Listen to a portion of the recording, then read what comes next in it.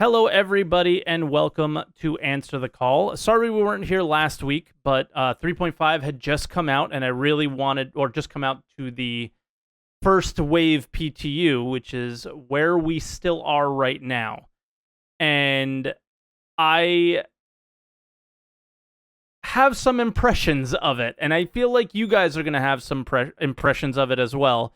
So I kind of wanted to give it a week, let it settle in. So I did some other videos on the channel, and as I requested in that first video on the patch notes, is I started doing the patch notes a little bit differently than I've seen some other streamers do it, and YouTubers and everything.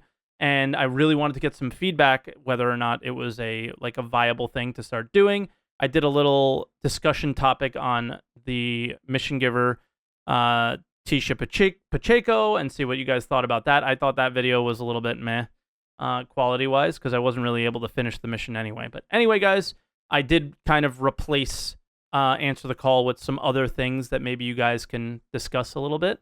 But the plan is to do a lot more stuff on the YouTube channel. So if you are new here and coming across this podcast, this is Answer the Call, which is a single host, myself, Twerk17, where I stream it live on Twitch at Twerk17, twitch.tv/Twerk17, where you can hop in our Discord, which is discord.gg/Twerk17, and we can discuss whatever the topic of the day is, which is below. We do one topic a day, and the podcast is around an hour to an hour and a half long.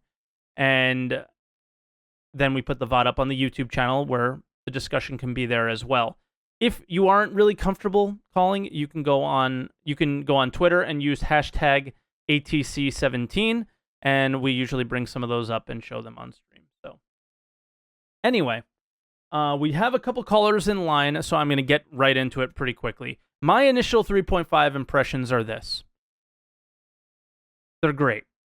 I think the feature list is massive in comparison to other patches that we've had before, because they're adding lots of things.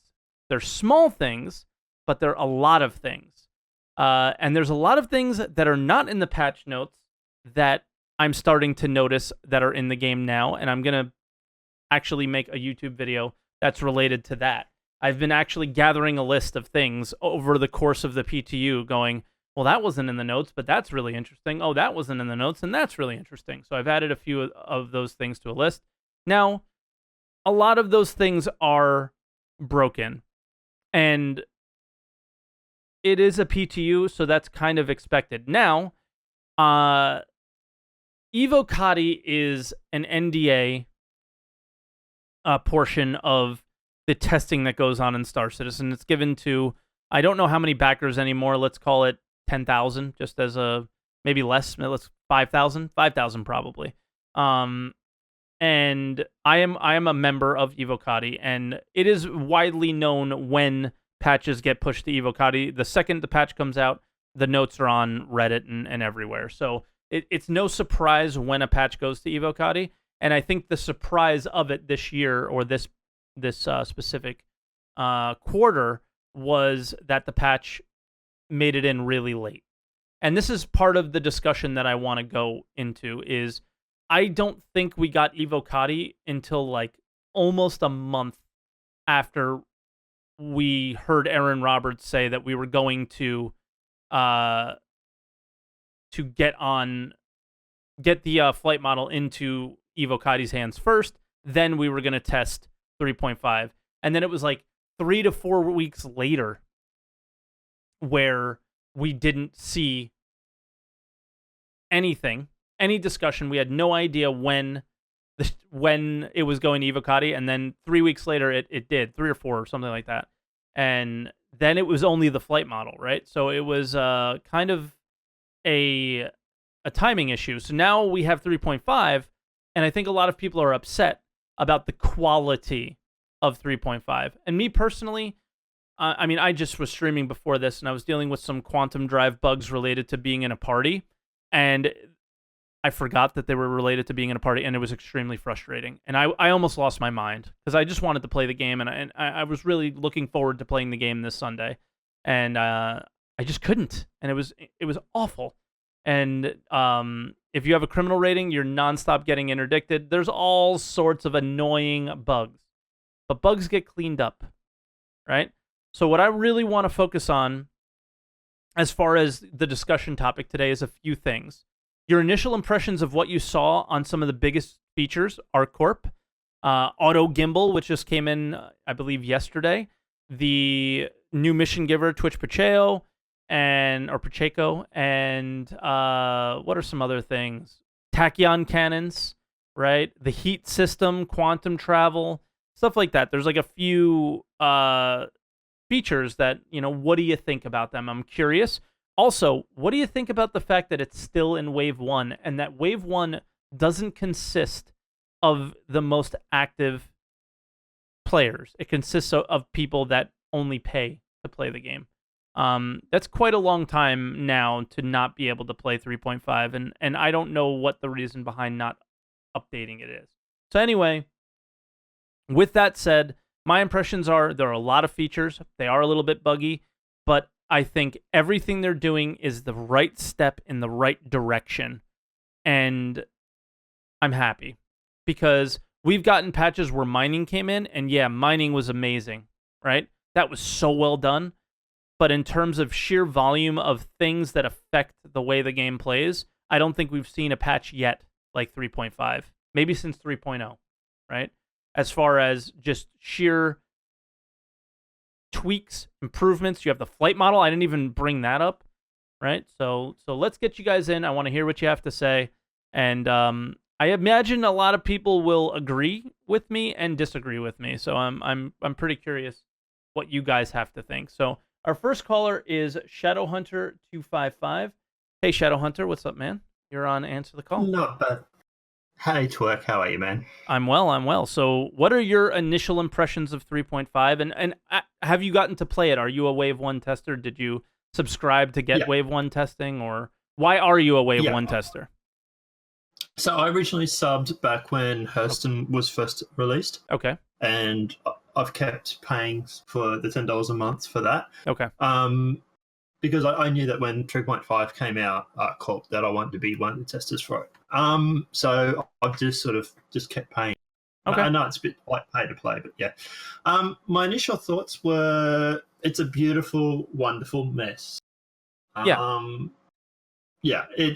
look, Corp is phenomenal. Bad frame rate aside, when it first came out, I think I was getting like 10, 15 frames.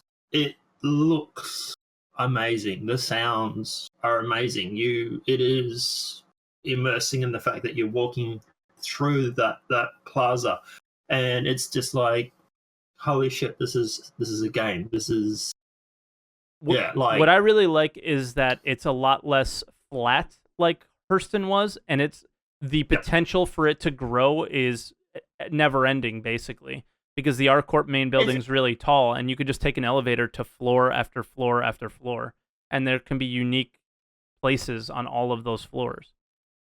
Yeah, and it's not just that. The vocality of it is, like you say, is amazing. And like I went through when ArcCorp first came out, they said, don't go to ArcCorp because you're going to get stuck there. So, me deciding to go there and record it. But like I said, I spent an hour and a half, 2 hours going around exploring all of ArcCorp, and I thought I uncovered most of it. But then I was playing it yesterday and I was walking around ArcCorp, and I found a completely different section that I didn't even know I hadn't even gone to. So it's like even a week later, I'm still finding areas that are like, oh shit, there's this area now. And there's like one alleyway you walk down, and there's like a gate that's closed, and you're like, oh, okay, so in the future they can open this up. Yep. Yeah, that gate's going to because I was saying there's going to be another mission giver that works for the good side company. For Blackjack, right? Yeah. Also, so I like turtles. Yep. Yeah. I had to laugh at Chris's response to that. Yeah. I'm like, so Chris, turtles, and he's like, yeah, that's one to put it in. Yeah. I'm glad they get to have some fun too, Yeah, and it's sort of it's cool that they do that because it shows that the devs they have a sense of humor. It shows that Yeah. they are people. They're not some large, great big corporation like Yeah. some other companies. I do think they bit off a lot more than they can chew when it Okay. comes to this flight model. I think that the fact that we had the flight model Art Corp, we had female characters, DMA, face customization. They've also gone through and, like you said, there's things that weren't in that we don't even know about. They've added the train line that goes from Hurston through to the business district, Yeah, so you don't have to go through. Straight from the starport. Yeah, that business line that's been added. I want to know why there's ATM banks seemingly all around ArtCorp. Okay, there's like 100 of them, which is crazy. I have a theory about that, but what's your theory? Go ahead. What's your? This is Star Syndrome. What's your theory? Sure. We're a little open-ended My theory today. My theory is that they're going to use the ATM for you to be able to pay members of your crew and the organizations and stuff. Okay. So you work with you work with an org, you owe the org 10%. You go to the ATM, you hit on the org, you say pay, you type in the amount, and it pays them the cash. Interesting. So yeah, it's going to be like a banking transfer system. Some people thought it might have been a little bit more like GTA, where I think you have like the ATM is considered like your bank, which is what an ATM essentially is. Where you would have money that's on you versus you would have money that's in your bank. But at the same time, it's like all the credits are kind of just floating magically and get paid to you magically, like in the Star Citizen universe now. So I don't see how that would ever be a thing. But yeah. And also, it's supposed to be set the year 2948. Yeah, do you really think we have paper money? Yeah, we don't even have money these days. Like, I went to buy sausage rolls the other days, and I was like, "Oh my god, I need to pay cash." Right? Really? Like, yeah. So, like, you're going to tell me in like 900 years or whatever, we're still going to do it? Nah, I only take cash out to get a haircut. That's the only thing I use cash for now. And I purposely don't get haircuts like sometimes because I don't feel like going to the ATM to get cash. Just get quippers. It's so much easier. But anyway, but like I say, I think they bit off a lot more than they can chew, and I think that's why this patch has been delayed. Is because of the fact that all the bugs and everything, they know it's not ready to go live. They know it's not ready to have a whole massive amount of people jumping on it. And they're sort of delaying the release to the wider PTU because the bugs. Like earlier today, I quantum traveled and tried to get to Area 18. Okay. And I quantum traveled straight into the planet again. I was like, oh, joy. Like, I just spent 10 minutes traveling from Hurston to here, and now I've slammed into a planet. Yeah. So, That's always great. I mean, you said they know it's not ready. Then what are your thoughts on them kind of putting out that, I think it was an email or a post or something saying it is going live this weekend? And it is now Sunday. So they're clearly going, like Luke Presley was in my Twitch chat today on a Sunday. Like, they're at work. Everybody is at work right now, I think, on a Sunday. And the fact that they're at work now, I think shows that it's still not ready. And look, I'm not taking shots at CIG or anything like that. Like I said, for the amount of stuff that's in this patch, they have done an amazing job. Hell yeah. It is a huge patch. And like you look at this patch and you're like, this is. And I was a little bit critical with 3.8 because I'm like, why do we have to wait 6 months to get microtech? And it's like, because in the next 6 months they're going to be going through and they're going to be working on this Hurston and Port Alizar and all these sort of systems. Like, they're talking about putting in missions where I don't know if you've landed on some of those other areas and the landing pads on top of the buildings. Yep. I mean, so they're talking about you land up there and you can get like FPS missions. Have you done the Twitch Pachico mission yet? Yes. Yeah. I've only done half of it, and I don't spoil anything for me. But Mhm. I can't wait. And then I tried to do the other half of it today, and it was pretty exciting. But yeah, So I've done the part. I've done the part where you work for blackjack and you've got to go and take out the drugs. and I've done And the other part. so with her. Yeah, Oh, nice. Yeah, I yeah, saw your video actually about that. Yeah.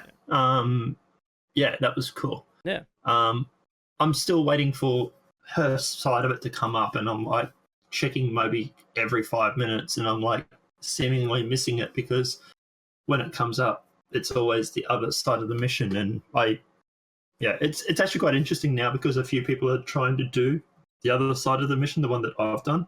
Yeah. I literally turned up there about an hour ago, pulled up, and someone else came up behind me and started shooting at me, and we got into an FPS battle outside. That's that's awesome. And it's like, okay, yeah, so it's like, okay, this is going to be a thing now. Yeah, it's like PvE plus PvP plus y- exploration. It's all mixed into one. And then on top of that, I think the biggest thing about that, and that's what I discussed in that video, was that they gave you a ship. That they gave yeah, you a ship to go do the Twitch Pachinko mission, which means that any ship can be given by any mission giver to allow you mhm, to try certain types of gameplay at this point. They've opened that box to be able to do that, and yeah, that's super awesome. And I can't yeah, disagree with you. I can't agree with you more that this is a huge patch. And I think a lot of people looked at the patch notes and looked at the roadmap and went, meh, it's a little tweak here, it's a little tweak there for a lot of the things that came on for like that were in that list. And then if you mm, look at something like 3.6, it's significantly more than what we saw in 3.5. So mm, it's kind of exciting for me personally seeing what came into this patch. Bugs aside, remember, we're still at 3.5 PTU. We haven't even gone live yet. Once we go mm, live, we know there's going to be a 3.51, we know there's going to be a 3.52, and maybe more after that. So those bugs and things are going to get ironed out for the most part. For the most part, I'm sure there's going to be some stuff left over that we don't like. But at the same time, just my initial impressions of it, and that's what we're doing today, is mm. is I agree with you. It's huge. It's huge. Yeah. And the And fact and that they're going to continue doing stuff like this, I think is the right thing. yeah, and that's my argument. And I was talking to my org today, and people are like, "Oh, it's buggy," and I'm like, "Yeah, look, the missions aren't working, functioning 100%, right? There's bugs, there's glitches, and stuff like that. All I really want CIG to fix at the moment, which they tend to have mostly fixed today, is the 30k errors and the disconnections. Once they get those down pat, then fix the missions, then fix the quantuming through the planet sort of stuff. Just get those disconnections fixed, because that was the biggest problem that we were having. Yeah. Was you couldn't even play, like you couldn't even jump from Port Alazar when it first came out, Port Alazar to ArtCorp. You wouldn't even get to land before you got 30k'd. And it's like it was really hard to keep pushing through it, like you would know, like it was just Yeah. insane to keep pushing through it, because it's just like it just kept doing the same thing over and over and over. In a 6-hour stream, all I did was keep jumping back and forwards from ArtCorp to, Because you just want to see it. ArtCorp. Yeah, and it's just like I just want to land and just walk through and get a turtle, and it's just like I just want to get a turtle. Really? Of all the things, a turtle? Yeah, it was a bit of a meme, but anyway. But like I said, like the flight model and everything like that. It's just I love the flight model. I love the way the ships fly. I love the way they handle in atmosphere and in space. I really think they've done a really good job. It's just it needs some fine tuning, it needs some fixing and stuff like that. But Yeah. I think a lot of people are complaining about the heat model. I think people are complaining because they just want something to complain about. Like, people are like, and I'm probably going to be an unpopular opinion when I say this, but like, I got pulled out of quantum travel. It's like, yeah, and you waited 5 seconds and then you kept going again. It's like, Well, I just did it today, and it was no joke. The second you got out, 2 missiles were coming at you, and then they also put in the ships that prevent you from quantuming. So they're getting better. but I did have a criminal Oh, yeah. rating. So, Hmm. that was like kind of those bounty hunters chasing after you, but they were nonstop chasing. And I just had a Yeah. level 1 criminal rating, So there's Yeah. obviously things to be, not to complain about, but to be like, okay, well, this needs some tweaks, We need some tweaks to going on here, but yeah. Reportedly, when you get to 5, they send hammerheads after you. Yeah. And I got to 5 and we started quantum traveling around, but we died to another mission. Like, we were doing something else and died. We didn't die to the actual guys that were chasing after us, unfortunately. But Okay, I will yeah. attempt to see it. So for those of you out there, just do the Comare mission, and it instantly gives you 5. And then you can give it a try yourselves. But anyway, Shadow, we got a few other callers in here. So is there any final thoughts? No, it's just look, guys. I know the people that aren't subscribers and everything are a little upset because they haven't. I've had a lot of people say it myself too, that they haven't had a chance to jump in. Look, it's a beautiful mess at the moment. It's getting a lot better. I would not be surprised if it went to wider PTU probably today or tomorrow. Just like I know it's frustrating. You want to play it and everything like that, but trust me, it was pretty hard to play when it first came out. Is. So yeah. So you really didn't miss a lot. It's just wait for us to do all the hair pulling and grey hairs and stuff, and then you guys get to play it a lot better when it's my final stage. But yeah, it's a wonderful mess. It really is. It's beautiful, and I absolutely love ArtCorp. Yeah, it's my new home. I want a penthouse. All right, Shadow. So we'll hop out, and thank you so much for your call, man. Enjoy, bud. See ya. You too. Bye now. All right, so we do have a tweet using ATC17 from Muddfukka. So I'm gonna go to the solo screen. I have an idea of creating a screen for this. Or actually, you know what? No, we're gonna go back here. We'll leave Shadowhunter up, unfortunately, and then I will bring the tweet up on screen like that. So Muddfukka says 3.5 seems like a last-minute rush job. It is so disappointing that only Evo and Wave 1 had access to PTU. This kind of goes into what Shadowhunter was just saying. It's kind of a response to him. A 3.5.x patch will probably be out soon after the initial drop. I would imagine. I think right away, as soon as it goes live, which I believe differently than Shadow, I think it'll go live this afternoon, this evening. I think they're at work. They're going to push out the final few little bugs that they're trying to get rid of and iron out before they think that it's ready for a 3.5.0 live. But then obviously they will focus on 3.5.1, and any succeeding patches after that is kind of my opinion there. But thank you very much for the tweet, Mud. And again, I will do my best to give you guys the topic for next week at the end of each show. That will not happen this week. I have a very, very unique idea, but I thought of it today when I was in the shower, and it's going to require some string pulling, I guess. I don't know how else to say it, but I'm going to have to try something to get this answer the call to work. But if I do, it's going to be the best answer the call ever. All right, so that's kind of the goal. And it should be a really good answer the call, and it should be a very topical answer the call. So anyway, we do have our next caller in line, which is Adasergey Novak, or ASN. So ASN, welcome to answer the call, as always. Hello, everybody. One of our MVP callers, I would say. Shadowhunter as well is quickly becoming an MVP. How are you doing, man? So everybody else is calling. I'm doing good. Just recovering. Like, I'm finally back in the groove. It was pretty crazy. So for those of you guys that don't know, ASN went to GDC, right? Yeah. Because he works on a game himself. Yeah, I've talked to like so many companies. Like, yeah, it's been crazy. Unity, Twitch, Amazon, Epic, Spatial OS, and like 15 other game companies, and maybe like 30, 40 developers. So it's been pretty wild. Now, how do those developers differ from Star Citizen at all? You mean just like what they No. make as games and stuff? No, I'm just Or kidding around. no? Okay. But yeah, what are your thoughts Yeah, on it's crazy. 3.5, So man? my thoughts. If like Yeah. if you've even had time to create any thoughts. I did have some, but Okay. I want to talk about the announcement because it's been like this big PR thing that they pushed out to even Yeah. venture beat and stuff.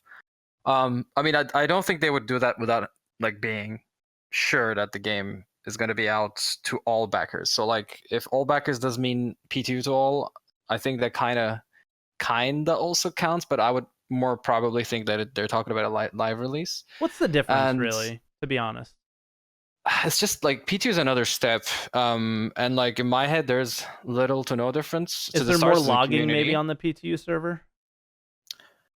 I mean, probably. I would Yeah. imagine so. Because as you see, like the P2 always is really, really rough in in the beginning, Mm-hmm. and as more updates come in, and they also sometimes like strictly say, "Hey, there's more logging. Things Yeah. are gonna go crazy."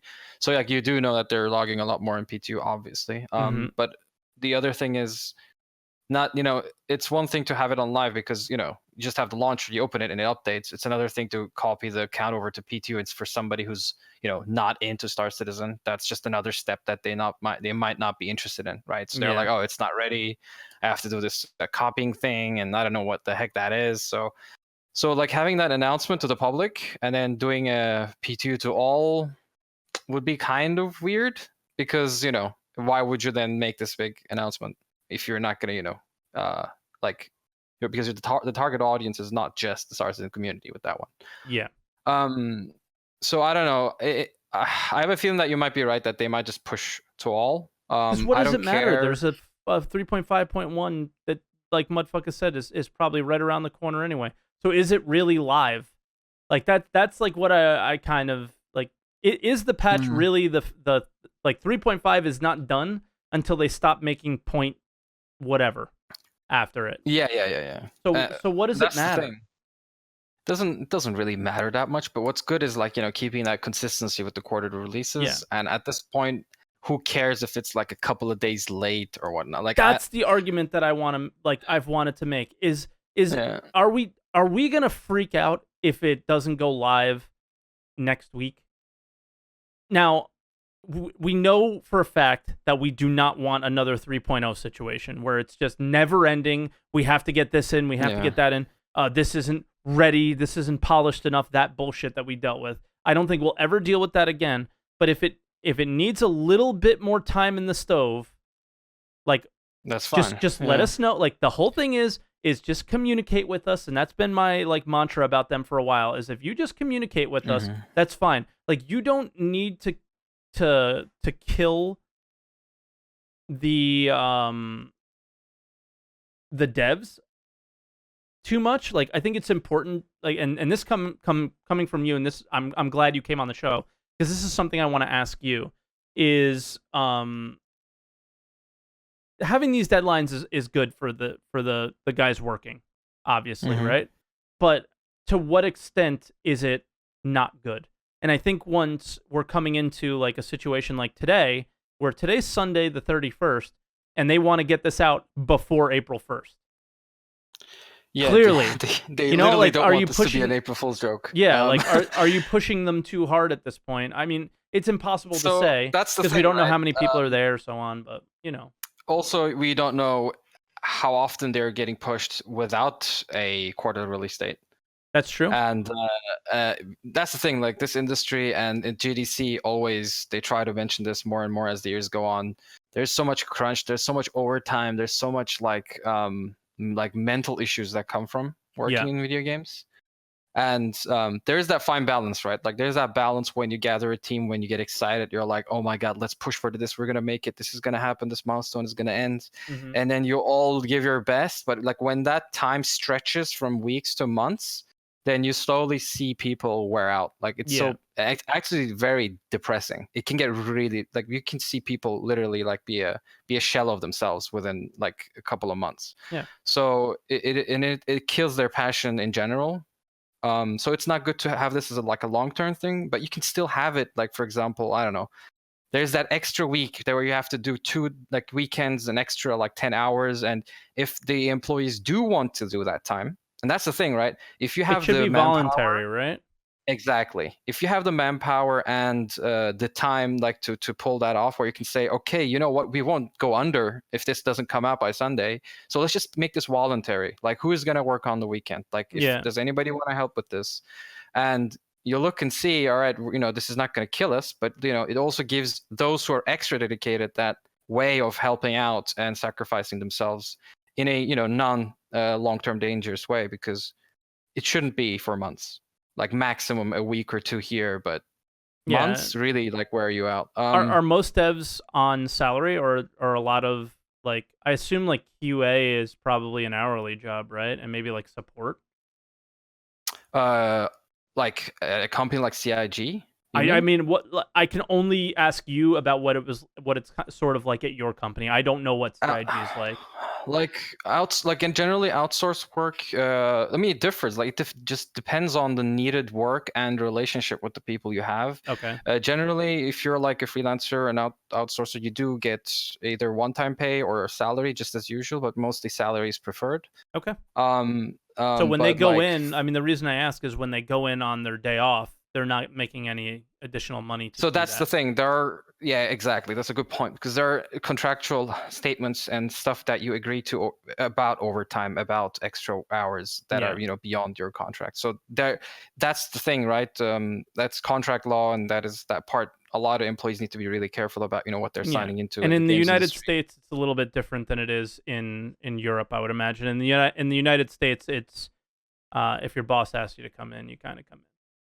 Yeah. In Europe, there are a lot more protective laws for employees. Yeah. So, like when it comes to Star Citizen, I think that the company, is not in a 90 days tops situation. I mean, we're talking about just giving this an extra week at the most. Yeah. So, I honestly, it doesn't. I don't think it even needs an extra week. It just needs a couple of days. Patch days. Yeah. So. That's somebody in chat, Piss Mm. Poor Pete in Twitch chat right now mentioned, like, we were totally fine with 3.3.5. Remember that? I don't remember, what did 3.3 versus 3.3.5 bring in? Was it straight up like Hurston didn't come until 3.3.5? Yeah, that was it. So it was the difference between OCS and the content that comes after OCS. That OCS enables. And they straight up just explained it to us, and we were like, cool. It's fine, man. What's the point? Like, what's the point in waiting and then in not waiting and then getting this thing out that nobody can properly enjoy anyway? Because that's the thing, right? Like at early PTU, you just crash all the time. You have all these it's the same thing. People just have a short memory. It's just nearly the same thing every patch, every time. Like, it doesn't change, right? At the beginning, you're crashing like crazy.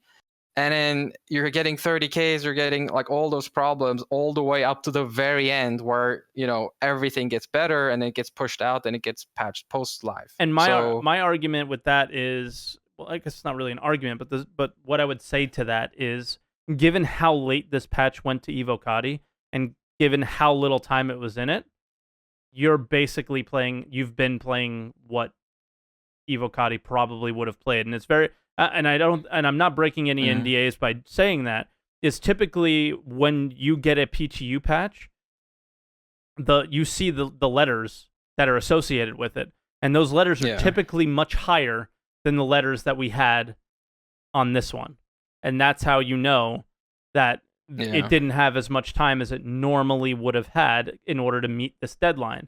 And that's sort of my argument, is like, well, you had two choices there. You leave it with Evocati for an additional week and say, hey, we're going to nail a lot of this stuff down, or you open it like they did and it be rough and a rough ride, and you let everybody know, hey, we're gonna give it another week. Yeah. And about like the pushing of like a studio to, because you said there's a lot of different stuff that touch a lot of the different parts of the game. Oh, yeah. And that's when you feel like the game is actually progressing, right? Like, yes. It gives more you of a feeling, everything at different areas has improved. So this is just making this whole thing slightly, bigger on everything. So So that kind of stuff, like when it comes to like as you said, like a lot of these features crammed, and like you said, it came out late and stuff.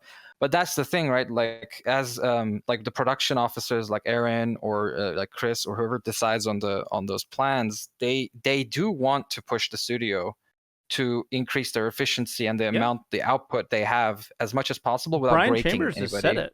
Brian Chambers is straight up in this Twitch chat before, and then in other interviews that I've seen, is like the aggressive roadmap is a tool, and it's a tool to push the developers to work on these things and to achieve the goals that they're set out to. Because if you just say, finish it when you finish it, like, I don't know about you and me, like, if I'm a procrastinator personally, so if I know I don't have to have it done by this day, it usually doesn't get done until the day before, right? So it's having like kind of how goals it is very important, Yeah. and a timeline. So honestly, good on them. And like, I wouldn't be worried about like, what's gonna, this is not like, honestly, we've seen way worse, and this is just not that big of a situation to complain about.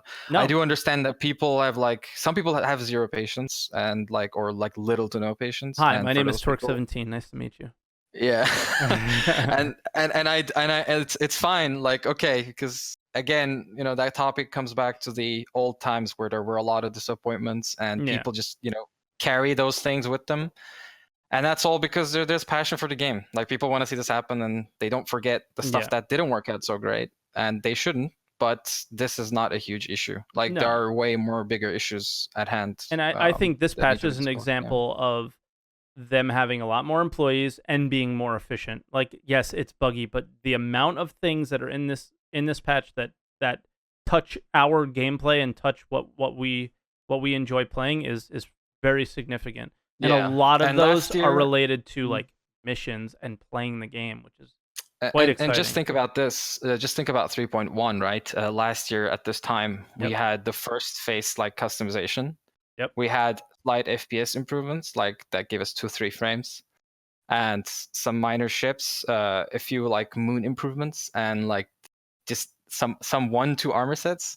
Like, think about like where the game was like developing, and the speed and the efficiency and what they're putting out then and to now. So you can see like, the big jumps that they're making. And I also like said like last year that Star Citizen will probably have a cyberpunk city before Cyberpunk comes out. So that happened too. So I'm glad that I can like finally experience the cyberpunk city, in of course in a Star Citizen way, but still that atmosphere, whatever. I still have to play the patch when it comes out. So I'm looking forward to it. Yeah, man. All right. Well, I'll leave you here, ASN. Right. Thank you so much for calling. Always a really good perspective, because I don't know what it's like to be a game developer and on anything. So it's great to always ask those questions of you, and I appreciate you always being here to help me with that. No worries. All right. Take care. Have a great one, ASN. All right, and our next caller is Vincent Van Vega, if I can pull him down. Okay. There he is. I couldn't bring him down. Vincent, you're on Answer the Call, man. How you doing? Hello. Hello. I'm doing fine, thank you. So I'm kind of new to Star Citizen. I brought a package in November. Okay. And I was a subprime of this channel, and I was thinking of something you said earlier, like back in like Thursday. Okay. And I thought of 6 workarounds and fixes to what this Colando could have done with ATV. Oh, okay. So we're going off of 3.5 and going into their video content. That's fine.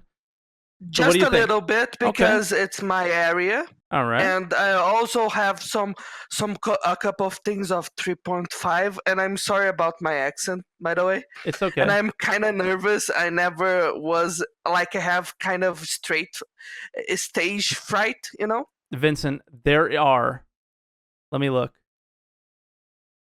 269 million people watching you right now. So no, it's okay. It's just a conversation. It's just me and you talking, just like we were when we were playing games the other day. Don't worry about it. Where are you from, though? Just for people that may not know your accent. I'm familiar with it, but I am from like the mountain state of Brazil, Minas Gerais. cool. So I'm like a Scottish Highlander. Obrigado. De Did I say it nada. right? Yeah, that's all I know how to Yes, you said. say. So yeah. So what do you think about the video stuff first? first, I had an idea of a segment called "Calling All Streamers." Oh, so God. basically, the devs calls No. streamers for their opinions and Q&A, either through internet or better yet, invite them to their offices. And this you can shouldn't go be visit their office just- sometimes, but oof. Okay? Why do you feel that way? Why should they call us? I think not just streamers, but trusted members of the community, so Okay. they can seem more open and more inviting. And also, it seems sometimes that they want to ignore a couple of questions. Yes, it does feel that way, and I wish they didn't have this easy cop out. And I don't think it is a cop out. I think they're telling the truth. Is they're not ready to answer the question yet, but they just ignore it instead of saying, you know what, guys, we're not ready to answer that one yet. Like, we saw it, but we're not ready to answer it. So that's why you feel ignored a lot of the times when that happens. You know what I mean? I know what you mean. The second thing I thought was answer this call, which is randomly picking people up to showcase their content on the Star Citizen's Twitch. And this would be like trusted members of the community or like Twitch streamers or YouTubers, you know. So they showcase, look, this is what our org or like our stream does, and this is cool. Like Chris mentioned Skyllar in the latest RTV. So I think it would be better showcasing what the community is doing rather than just like, just letting people oblivious, I think they try. Like, I think they have a lot more problems in their hands than recognizing what other streamers and YouTubers are doing. I think that showcasing that stuff, they tried to do it on Around the Verse, and I don't think, honestly, when you do decide, and this is my opinion, and this is coming from someone who is a streamer and would love to be, on stuff with Star Citizen as much as possible. Of course, it'd be great. But the most important thing is the entire community as a whole, and the entire community as a whole versus the active Twitch and YouTube Star Citizen community are very different, and they're very different in size. So the important thing for CIG to focus on now is not how to make streamers happier or how to make them more involved, right? Like I know you mean utilizing them for interesting and fun content, right? But yeah, because this is just the first two. Because I thought that if you introduce streamers and like that during the 3-week gap, you could solve a bunch of problems that people would have. But just during this 3-week gap, it's not like it's going to happen forever. It's just that during this 3-week gap, they would have like Soros, you, or like anyone else. Why did you say Soros first and not me? Because I'm currently subscribed to him and not you. I'm joking. I actually earned that subscription from another person. Anyway. Continue. Now comes the real good stuff. They should have done a long time ago. It's 3 is localized ATV. What do you mean by that? Okay. for ATV for their own language or having subtitles to ATVs? Oh, well, I think I imagine that they can open that stuff up to, like, for you to do it in Brazilian Portuguese or I think they can do that. I know That's that they what used to I do was it thinking. with, like, the relay guys. They used to do the subtitles in English. But yeah, I don't know. So you're looking for more things to do on that 3-week hiatus. My kind of opinion is, Not this one, but this one is just improvement overall because Yeah. there are members of the community that doesn't necessarily speak English. yeah, oh no, yeah, absolutely. You mean for everything? I agree, 100%. That should always be a thing. But I guess what you could do for now, as a member of the Brazilian community, is take it and take their video and ask them permission to dub over it or make your own kind of summary of it. Actually, there's already a Brazilian Portuguese channel that does.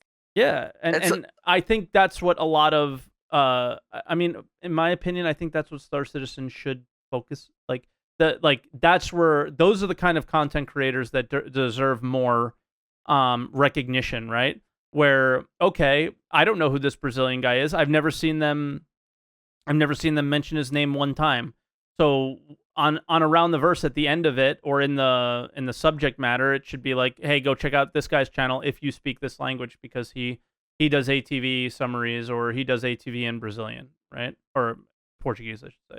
Yeah, that's what I was thinking too. Around that vibe, at least. Because from what I can tell is that the video production team can't handle it on their own. You know, they're struggling to figure out what to do, period. And I just don't think, no matter what, Vincent, I don't think the answer is some guy with a webcam in front of him, or somebody that has a YouTube channel on any break. I think the answer is finding ways to engage with the community as a whole, and not any content creators 3 and or 4 elite. is about, 3 and 4 in this list is more about better of life improvements to the show, All right, let's hear rather 'em. than no. So three was localized ATVs, and 4 Yep. is Xylo should have his own show. Yeah. This is something that, like, he's the community manager. He does stuff all the time, but he's never in the camera, so it seems like a little bit disconnected. It seems very disconnected. Yeah, I agree. I really have nothing to add to that. I've thought that for a long time. But what are your... 5 I think would solve the problem with completely solve the problem with the 3-week gap, which is rotating through ATV hosts, like 1 week Eric, other week Chris, other week Sandy, and so on. Yeah. But let's move on to 3.5, because we've talked a lot about the videos up to this point. Do you have any other quick ones? No, it's just or was that the list? Okay. I think those are I all have valid. 6 here. Like, during the 3-week hiatus, why not do a quarter in review showing a compressed version of the ATVs that happened, and another one just about Squadron 42, and these both could be pre-recorded. I think ATV should go away altogether. I think ATV should disappear. What if I said that? I don't know yet, but I think you are on to something, but I cannot I think know it's a waste because of time I'm a and new money. member. I think the weekly show is a complete I just don't waste. have enough information, to make that judgment. I guess you have enough judgment, so enough information, so I think you are better off than doing this judgment than. Yeah, I have a lot of ideas that I'm saving for not saving them for a YouTube video. I am saving them for a YouTube video, but I really need to take the time to think through them logically before I go out there and say them. But I will say that I think ATV should be gone. But yeah, let's move on to 3.5. What's your thoughts on that? I've played it with you. I have a bunch of stuff that nobody's bringing up here. Okay, let's So the bring it. first thing is that I try to do what ATV said with the character creator, and it's completely broken. I cannot select like a nose from one body and a ear from another body, and it crashed my game like 3 times. So it's completely broken, and I don't think they are going to fix anytime soon. I was able to do it. I Well, was able to select 2 different noses and blend them. No, you are able to blend them, but if I just select one, like if I select a face and then I select just one nose that I want and just one ear that I want, I cannot do that. Sometimes changes the face, sometimes completely, sometimes just breaks the game, sometimes the UI breaks. You know, it's completely broken. So right you're now. not happy with the DNA yesterday. customization very much. Completely not, because it's not what they advertise it. Gotcha. The only way you can make it work if or you select the same heads for all and blend them, you know. But if you just select a nose that for a specific head and then change for another head in the other section below in the advanced, it will break the game completely. Either the UI, either it will not select the head, or it will not change anything. Okay, you keep giving suggestion, or you keep giving your feedback, and I'm gonna actually try this while you're doing that. So what's your next thought on 3.5? The no flying zone is completely broken because there are landing pads that are below the flying zone in ArcCorp, which makes I saw at least like 2 streamers blowing their ships up because they thought they could land on the landing pad, but it was a little bit below the no flying zone. Okay. It's fucking ridiculous. And I also think that CIG should have pushed this like 2 or 1 quarter away, just so they can focus on the Vulkan renderer, because they need that so much for the stuff they are doing. And they already announced it like 2 years ago. And they keep delaying bringing the Vulkan render on, but they never delivered it. And the Vulkan renderer is like the most vital part to Star Citizen, in my opinion. It needs to be. Yeah, I don't know if Vulkan is the most important thing. I think the server side OCS and all that is definitely.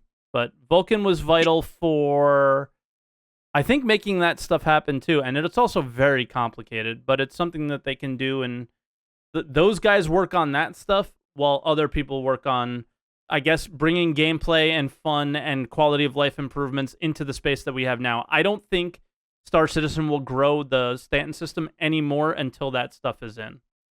So I do agree with you with that.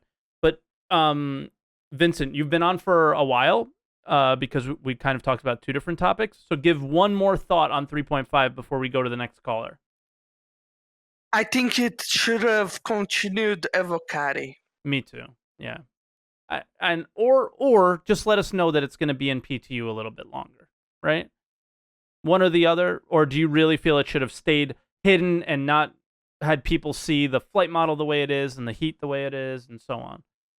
I think Evocati should have extended for like another month at least. A month? Yeah. But then you start getting into the, like, this has been really long. No, but like, let me explain my reasoning here. Okay. I think Evocati would have brought this stuff up I think they've done a lot of things really fast. Like the no-flight zone, it's higher than the landing pads that you can like lower and land on. So They it's really need it's a to fucking adjust them where we land. It should be a big hole that you can go. And if you want to, I guess the reason for the no-fly zone near the landing pads is to prevent you from being an asshole and flying into other ships that are trying to land. No, but I'm meaning like the landing pads. There are landing pads currently that are below the no-flying zone. Oh, like on the tops of the buildings? Yeah. Yeah, I've seen that. That'll probably get adjusted. Maybe they're saying we don't want you over there just yet. Would be my guess. Yeah, but that needs to be either deactivating the landing pad so you don't blow up, or like another workaround with it was doing to each landing pad like a hole, like Yeah. they have in the Area 18 landing. So I just think that Evocati should have had a much longer time to find this stuff up and make the 3.5 better. I agree, but all right, Vincent. I agree with you. I think you're maybe, and this is your opinion, and it's fine. I think you're being a little bit nitpicky about the little bugs and stuff like that. But overall, your impression is like, no, it's things are pretty good, or overall, I think it's really good right now because they improved a lot of stuff. yeah, But it still feels like there should have been like some time in the kitchen to cook it up and Yeah. like make it good. I agree. But all right, Vincent, I'm gonna let you go. Thank you so much for calling, and your first call was very great. Okay, Thank you. your Bye-bye. English is fine. Don't ever feel like it's not good enough. All right, I'll talk to you later, man. Bye bye. Ciao now. ciao. Ciao. And our next caller is a Rumged. Rumged, Hello. welcome, buddy. How you doing? I'm doing good, thanks. Good. How's your initial impressions of 3.5? Well, just a preface this. I primarily do racing, Yep. so I'm gonna talk about the flight model. Okay. Yeah, that's good. We haven't really talked about it yet. Yeah, so that's why I thought I would cover that. Let's do it. I don't know how good Um, I'm gonna be at giving my opinion back and forth, because that's probably the thing I'm the least versed in, is the flight model. That's fair. Yeah. Like I'm also gonna talk from some of the stuff that I've done with combat and some of the chats that I've had with some of the combat guys that I. Okay. So first off, I think from a racing perspective, like outside of it being, I think it's really hard right now. Engines But overheating. Hold on, my engines are yeah. overheating, Rumged. I can't. I was just sitting here. I can't listen to you. I'm sorry. My ears just shut down. They overheated. yeah, so Okay. like overheating, like, and I was overheating that wasn't introduced in Avocado. That was introduced with the P2. Yeah. Yeah, so like, and I think, like, I think the flight model, at least again from a racing perspective, was fine, but introducing that heat mechanic in and adding that layer on top of just flying around made it a lot harder because Yeah. like there are specific bugs with like both specific ships and thrusters and stuff like that, but now it's like, well, is it just because it's a new flight model and I'm bad, or is it because I'm overheating, or is it because there's actually a bug with the ship, or is it something, or is it just because of ping? Yeah. It's hard to like tell. they made it really hard to test that sort of thing. And then if you do it from a bit of a combat perspective, it's really drifty, which means Yeah.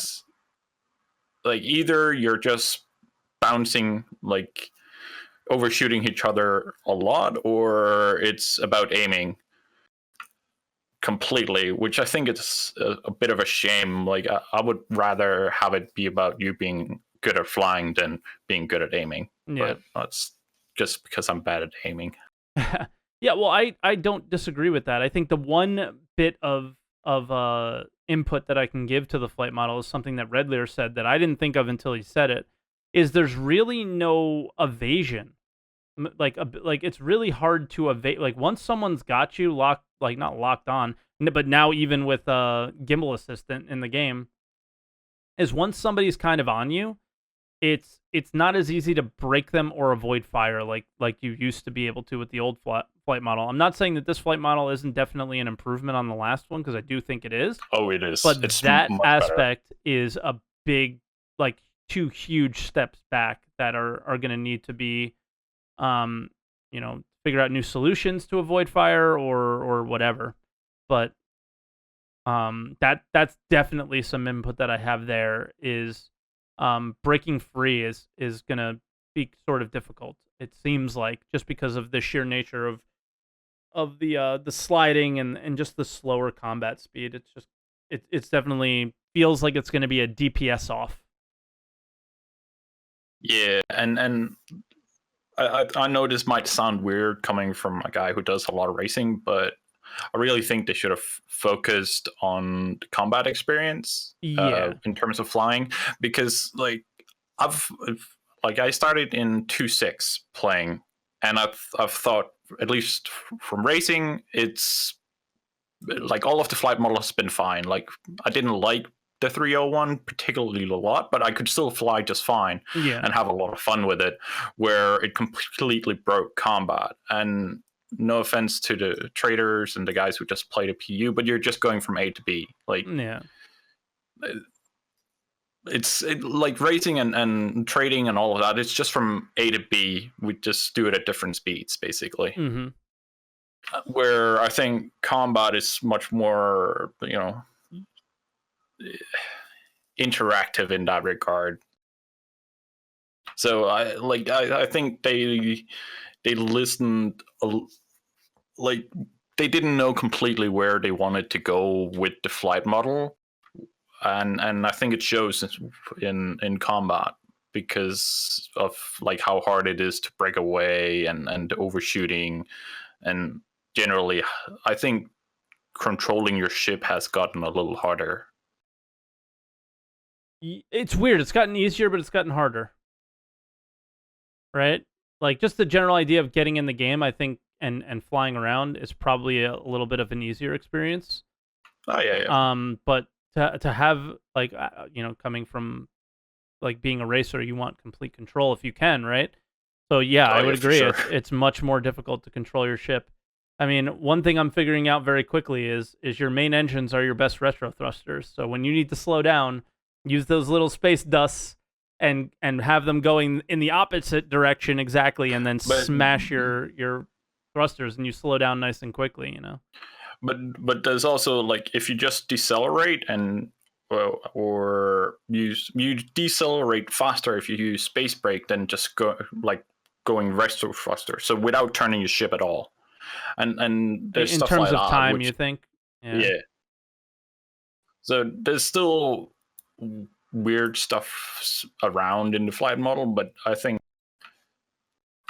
it's a step in the right direction, but they definitely need more work in terms of like the combat experience with flight. Yeah, that's fair. But as for the rest, like I played a bit around in the PU. I thought our curve is pretty, but that's really not a surprise. CIG is very good at making pretty things. Yeah. Now we just need to have a bit of meaning behind it before I'll be able to like start enjoying it.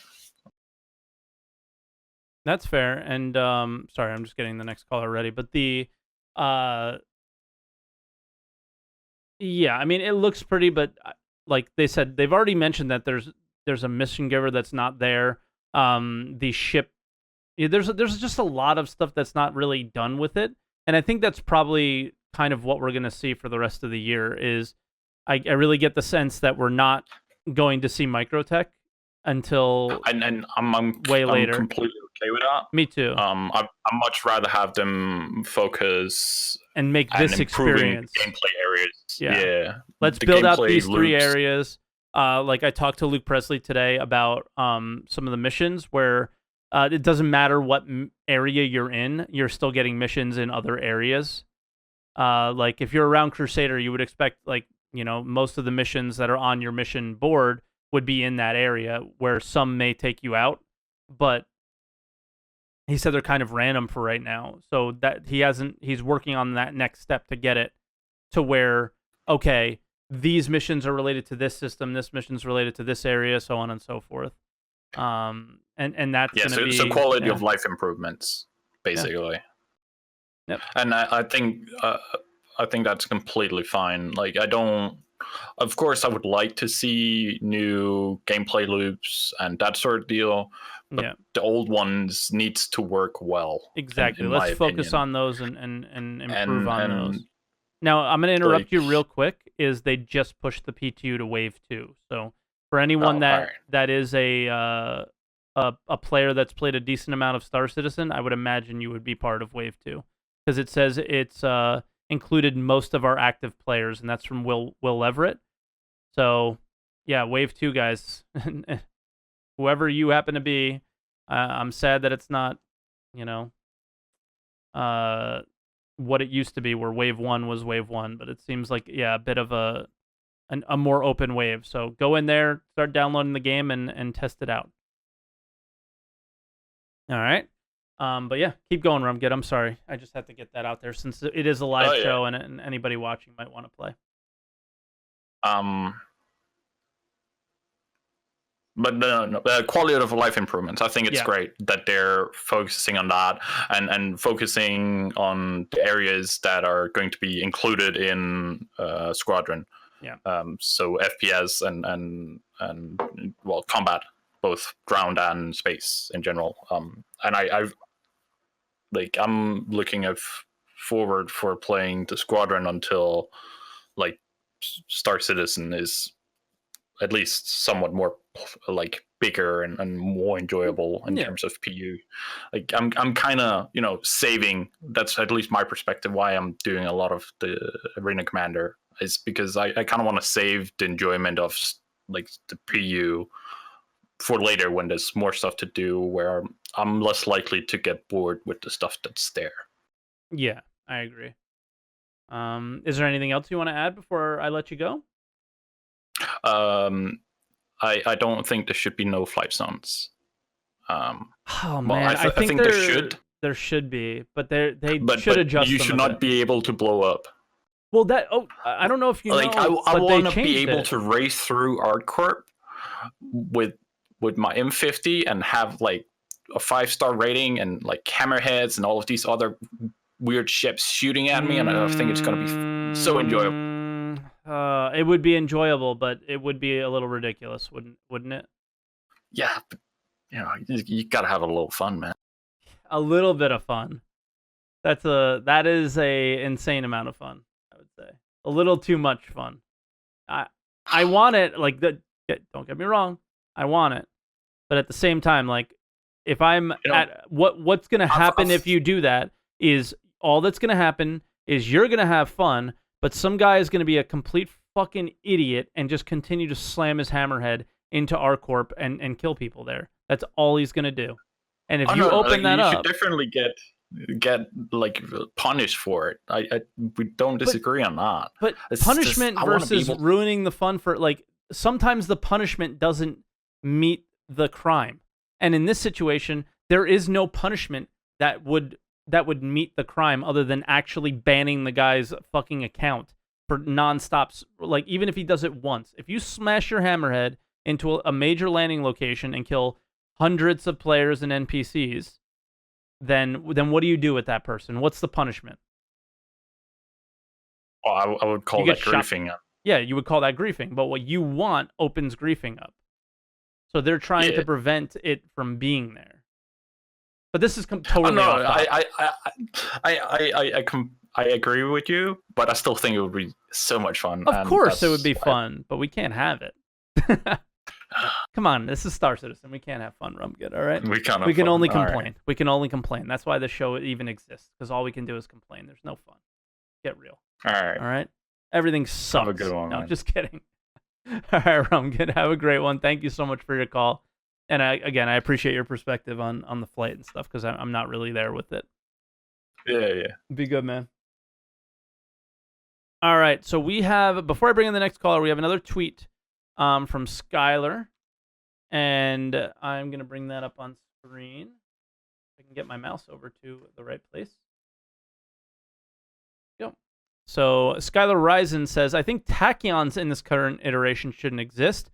They are impossible to balance from a mouse versus stick POV, and their high hit rate means they will always be meta or underpowered. In my opinion, they need a more situational mechanic to differentiate them from other weapons. I think we discussed on stream the other day a charge, right? A charge or an insane power draw, which I think an insane power draw would underpower them. So a charge would be the proper kind of thing for them, I think. And then without that, he says, without that, they will have to be useless because semi-skilled mouse users will achieve 100% hit rate with ease. I'd much, or close to it, I would say. Or I'd much rather have them require some kind of setup to be useful, something like dealing no damage to shields. That's another one. So they can be used to snipe weakened targets, maybe. Yep. Just making it a beam or have a charge up time won't work, okay? Because this won't change the fact that a mouse user will still achieve close to 100% hit rate. Well, with my argument that I think the flight model kind of creates this out DPSing situation is where the charge works. If you create a long enough charge, then you're really focused on charging and staying on target, which means you're not really focused on flying, which means the other player is probably doing a decent amount of damage to you. So that would be my argument for a charge up, but I see what you're saying about, mouse users and stuff like that. So interesting. I'd love to hear what you guys have to say in the comments about the tachyons, since they're pretty new and everything, as well as everything else. What are your thoughts on the flight model, as well as just, ArcCorp and all the initial things that have come into the game? Now, our final caller of the day is Ferretgamr, and I'm just getting his title up here and ready to go. And then we will bring him on. And we're good. All right. So, Ferretgamr. How you doing, Ferretgamr? Welcome to Answer the Call, man. So what are your... Good, how are you? What are your 3.5 thoughts, man? It's new. I've played for a while, very casually, but I'm not used to not being used to the game. Yeah. 3.5 came out. There's a lot of changes to the hotkeys. Yeah. And I'm just trying to work my way around it. I've been very busy lately. It's been a very busy time for me, so I haven't been able to put in as much time into it as I wanted. So I'm getting on. I'm like, I'm going to go see ArcCorp. Try to go to ArcCorp. Hasn't set up my joystick. I'm a joystick user generally, so I tried it with mouse and keyboard, which is a much different experience. It does take a bit of setup, this new patch, obviously. It does. So I'm flying with my mouse and keyboard, and I'm trying to figure out where some of the controls are, and I've noticed that maybe some of the hotkey listings aren't there. The star map, you have to go ask, well, how do you zoom out on your star map? It's the right click. Well, that's nowhere on the controls. So it's a new experience for me, feeling like a new user in Star Citizen. So now, is that a good or a bad thing? For me, I'm going to take it as sort of a good thing, because I know I have, as soon as I have the time, I'm going to have the dedication to figure it out and relearn it. And it's, kind of gives it a new factor again for me. But maybe for some people, we've always said that it's hard for a new user to kind of get in and figure out where things are. So it really brought to my mind that that's still kind of an issue. I did manage to make it to ArcCorp. I was fairly surprised about the number of times my in quantum drive overheated. A number of times I had to stop and let it reset. And I was looking for any indicators on my HUD of where the heat was, and it would say, "Hey, it's overheating." And I'm looking at, I couldn't find where it's overheating or where it says it was overheating. So maybe that's just me not being familiar with the MFDs and the Avenger that I was in. But and then, so I finally got to. That's actually that is a missing component of the heat system, which is another argument of mine for it not really being there. Like when things overheat, I don't, in my experience, I don't see any like red indicator or anything popping up, but I also may not be completely fully like understanding of it either. Yeah, it would be nice to see some sort of indication there. And and then I got to ArcCorp, and kind of as you mentioned earlier, I think the no-fly zones are really in tight over those landing pads. Mm-hmm. So again, I was on mouse and keyboard and not joystick, so it was kind of hard for me to maneuver and get it just right. And I tried to hit the auto landing, and that didn't seem to work for me. I think perhaps two things that I could offer as a suggestion for them would be, as you said, maybe make the no-fly zones a little bit wider around the landing pad itself. Yeah. And two, if the auto landing, in order for the system to understand that you want to auto land, you have to kind of be in a certain range. But maybe if you could target that landing pad as your target, then it could be a little further out that you could hit auto land. Because if you target the pad as you're landing, it should contextually understand that you want to try to land the ship. And that may help things a little bit and not have to be so exact with those really narrow what I would guess zones. What I would guess, and this is, I imagine this is work that's going to go on throughout the next year or more, is that when you come in for a landing, it may be something like that where you might not even have to select the landing zone just because you were given it is now selected, and maybe you would get some sort of visual indicator of like, this is the route that you should take. And then again, that would be sweet if you could just press auto land and the ship would fly you there and you wouldn't have to be hands on at all. Yeah, I know. And I think they're kind of working on that with the NPCs. They land themselves, so why couldn't we land ourselves? I know they don't want to like have the system do everything for you and stuff like that, but there's going to be one of those balance things that I think. And if you wanted to, why not? Yeah. You could do it manually too. It may be faster. Yeah.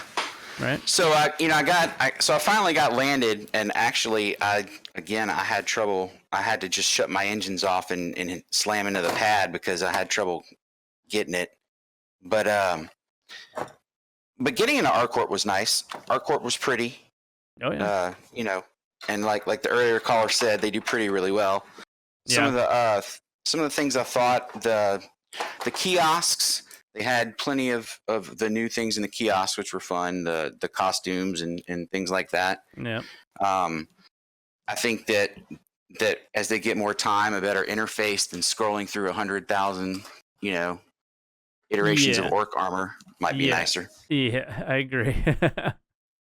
But so in general, my general impression is just it makes it a lot of it new again, which we knew from the flight model, but I didn't realize the control scheme was going to hit us there too. So I'm looking forward to it. It looks like you said, it looks like a good step forward, and they will work the bugs out, so I'm not too concerned with that. And I think that they probably should just throw it out. If they're not ready to throw it out live, at least throw it out to a full-scale PTU. Which it seems like they just did. So yeah, they said it went to most of their backers is basically how they said it. So if you're just the guy who doesn't play at all, sounds like that's the guy who's not getting the email. But if you're a guy who does play a decent amount, then you got the email. Yeah, so yeah, I'm looking forward to it. But it is kind of a new experience now again. Yeah. So all right, man. That's pretty much it. Just a general impression, because like I said, I haven't had too much time with it yet. Planning to get into it more. Well, thanks for calling. I appreciate it. All right. Thank you. Yeah, Ferret. Have a good one. Enjoy man. the show. Hey, I will. Sorry, guys. I think that's going to end today's show. So thank you so much for watching. And I guess as always, I kind of give my impressions a little bit more at the end after I've talked to people, and I think this is a great patch. It may not be a wonderful patch right now because I think it's still really early in the cycle of this patch. From what I saw is we had some persistent patches and we had some unpersistent patches. I don't see the progression that I would like to see yet, as in something to work towards. There isn't kind of ships and components and all that. I don't see it really quite being there yet. So this isn't that patch that's going to be like, yes, if you were thinking about getting into Star Citizen and you weren't sure, this is the patch, like it's not, but they're taking the right small steps, and they're taking a lot of small steps to make it one decent step in the right direction. So I'm really happy with what I've seen so far. I'm obviously not happy with some of the bugs, but bugs go away. And for a while, it was more a stability problem. And for the most part, what I see is stability is decent. Now that all you guys are coming in, maybe stability is going to go down a little bit, but that's okay. So go ahead. If you haven't copied your account, make sure you guys do that. And I think that's going to be it for this week's Answer the Call. And I really thank you guys for watching. I really appreciate it. I'm sorry for the little hiatus from last week, but we will continue our regular Answer the Calls from here on out. All right. So everyone have a wonderful Sunday, and I will see you guys in my next video, I guess. So keep an eye out for it. It's going to be my answer or my open letter to CIG about their kind of pulling back of their video content. So everybody have a wonderful day. I'll catch you guys next time. Bye, guys.